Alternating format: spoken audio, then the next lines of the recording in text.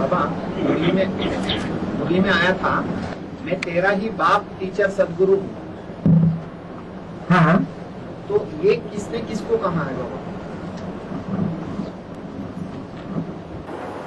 पहले ये निश्चित करें कि कौन सी आत्मा बाप और कौन सी आत्मा टीचर और कौन सी आत्मा साकार शरीर में आकर के सदगुरु बनती है। वो कौन सी आत्मा है? शिव। और किसको पहले पढ़ाता है? जिसमें प्रवेश करते हैं उसी को, उसको पहले पढ़ाता है। तो क्लियर हो गया। तो बाबा तो वही तो गॉड इज वन, तो गॉड का बच्चा भी बन जो बात आती है। हाँ, तो यहाँ बाप टीचर सदगुरु शिव के रूप में सिर्फ एक कोई है, बाकी सभी के लिए शिव बाबा है ना। तेरी बुद्धि में बाबा कहने से बिंदी ही याद आवेगी। तेरे लिए बाबा कोई नहीं है। वो तो एक के लिए बात हो गई ना बाबा। हाँ जी। शिव की जब बात की जाती है तो शिव को डायरेक्ट कोई आत्मा प्राप्त नहीं कर सकती सिवाय एक के। हाँ, तो गॉड का डायरेक्ट बच्चा अगर कहा जाता है, हाँ। गॉड इज वन, तो गॉड का डायरेक्ट बच्चा वन, हाँ। तो एक ही सिद्ध होता है। तो दो चार कहाँ सिद्ध होते हैं?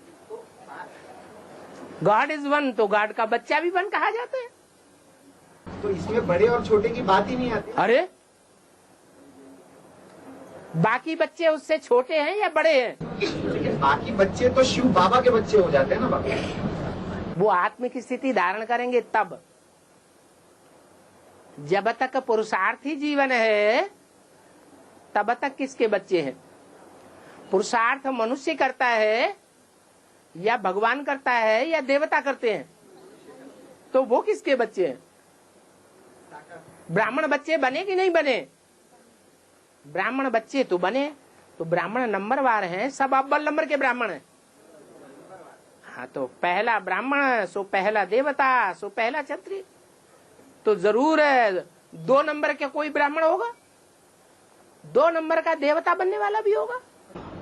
तो बाबा जब शिव ने ब्रह्मा में प्रवेश करके जो 18 अध्याय चलाई, जो मुरली चलाई गई, तो उस समय वो मुरली पूरी की पूरी तरह से उसी एक आत्मा के लिए लागू कराया जाता है ना।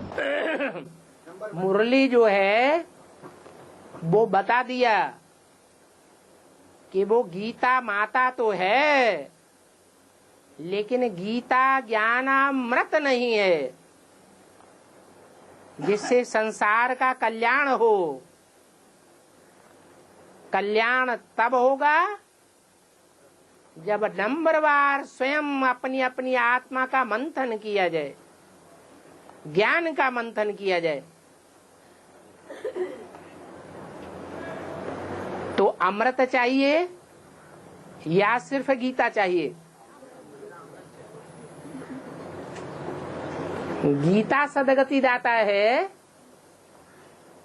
या बाप सदगति दाता है? गीता माता तो है, और गीता माता सब शास्त्रों में श्रेष्ठ माता है।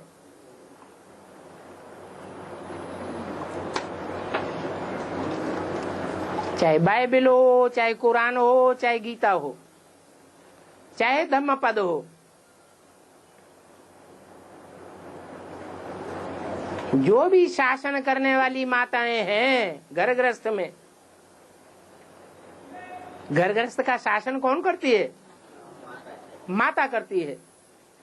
तो जो भी माताएं हैं उन माताओं के बीच में सबसे श्रेष्ठ माता गीता तो है, लेकिन गीतापति भगवान नहीं है। और बाबा गीता में 2 दृष्टांत आता है बाबा। गीता में 2 दृष्टांत आता है। एक भगवान जो है अर्जुन को ज्ञान सुना रहे, गीता ज्ञान सुना रहे हैं, और दूसरा है कि उसी गीता ज्ञान का जो है संजय धृतराष्ट्र को उल्लेख कर रहे हैं। तो यहाँ पर बाबा अर्जन पुरुषार्थ का अर्जन करने वाली जो आत्मा है अर्जुन, वो तो एक ही है। जिसको ज्ञान दिया, जैसे बात आती है कि शिव आकर पहले ज्ञान देता है उस एक को, और वही फिर संजय बनकर बाकी बच्चों को ज्ञान देता है। संजय कहा जाता है जो दिव्य नेत्र से साक्षात्कार करता है।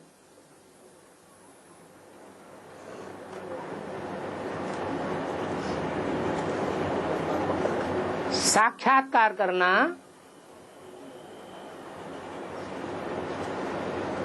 वो भी दिव्य नेत्र से।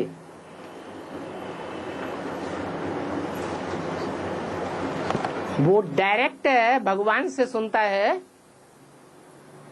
या दिव्य नेत्र के द्वारा सुनता है, देखता है। तो अंतर हुआ या नहीं हुआ? तो फिर बाबा हम जब पढ़ते हैं, हम गीता ज्ञान हम कहते हैं कि हम डायरेक्ट पढ़ते हैं, तो हम तो शिव बाबा से पढ़ते हैं ना।